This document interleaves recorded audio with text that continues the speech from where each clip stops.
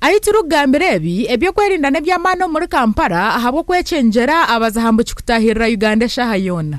Polisi n'amahebe siror cikorwa abanyamakuru mu ihangwe nyemwe bazyo noho baraburire abanya-Uganda okuzahabuzora misho bitungu batatina. Wherever you're moving, in the taxi, going to work, at your residence, when you're in these social happening places, please be aware of your surrounding and report any suspicious activity to the nearest police station, local council official, or other security officer. Because with the improved level of vigilance among us, we shall always achieve the ultimate victory over those terrorists who want to harm us.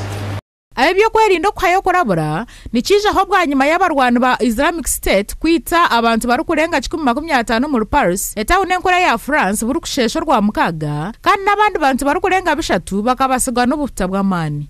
This is targeting places with high population, with high density and gatherings, including the campaigns and these other activities that are taking place like the football match in Nambo. Omurishiko rw'abanyamakuru habire harimo no mugambirizi w'amahega UPDF Kanopade Ankunda kandi nagira ngo bariyo bakore kiri kubasika kureba ngo ihangari yaguma mu businji. As security forces were working together to deal with this threat, but without the vigilance of the public it becomes very difficult. Ayebyo kwerinda bashaba abanya-Uganda hamwe n'abyo butegeki na munonga abariyo barondo bururu okuratira ebiragiro ahabo ko babaza hamuki babasa kolesa kagishaka kureta hakabi. Gashakwa Muhumuza Edward.